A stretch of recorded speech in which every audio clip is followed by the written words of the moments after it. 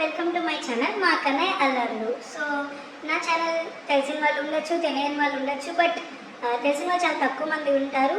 So but నా subscribers 1.85K, that was I'm very happy.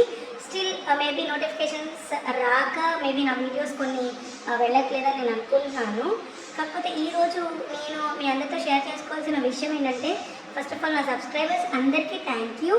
And మనం ఈ రోజుల్లో ప్రతి ఒక్కళ్ళు యూట్యూబ్లో వీడియోస్ షేర్ చేస్తున్నారు, ఎందుకంటే that is financially helpful and also మనకు తెలిసింది ఇంకొకరికి షేర్ చేసుకోవడం చాలా మంచి విషయం. అండ్ మనకి తెలియని ఏమైనా చూడాలంటే యూట్యూబ్లో చూస్తే మనకు చాలా బాగా తెలుస్తున్నాయి. బట్ స్టిల్ ఏంటంటే కొంచెం అంటే కొన్ని విషయాల గురించి మాట్లాడాలనుకున్నాను. అంటే యూట్యూబ్లో మనం ఏదైనా షేర్ చేసేటప్పుడు పిల్లలతో మంచి విషయాలు అయితే షేర్ చేయించవచ్చు.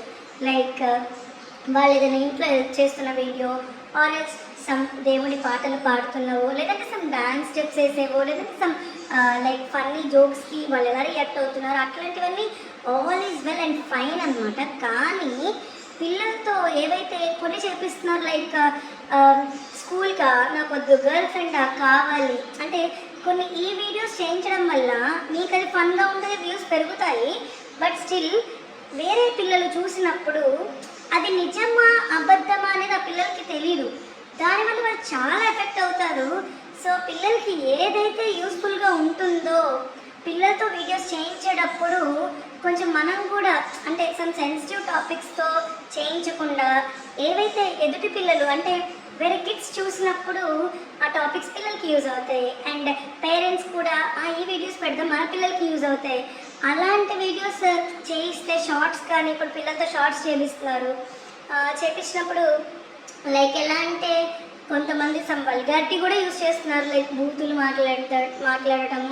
అంటే అలాంటివి చూసి ఇక్కడ పిల్లలు ఏమనుకుంటున్నారంటే, వేరే పిల్లలు కొన్ని అసలు వీడియోస్ చేయని వాళ్ళు ఉంటారు, ఆ పిల్లలు ఏమనుకుంటారో మన మీద వాడచ్చు ఎందుకంటే వాడు వాడుతున్నాడు కదా, సో అట్లా అనుకుంటున్నారు.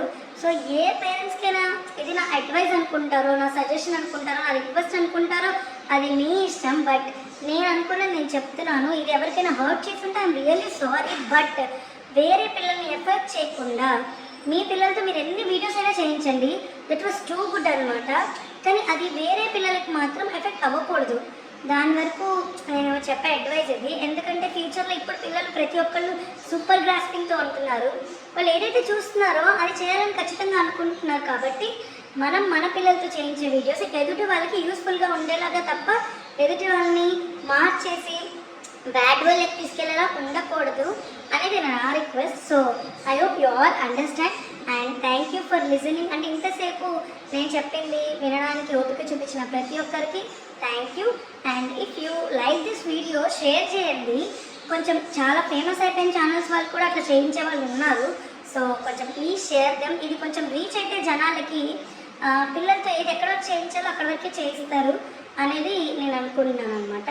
Please share, like and subscribe and గంట కొట్టండి. అప్పుడే నేను ఏమి పెట్టినా కూడా మీకు నోటిఫికేషన్ వస్తుంది అనమాట, ఏ వీడియోస్ పెట్టినా కూడా. Okay, thank you.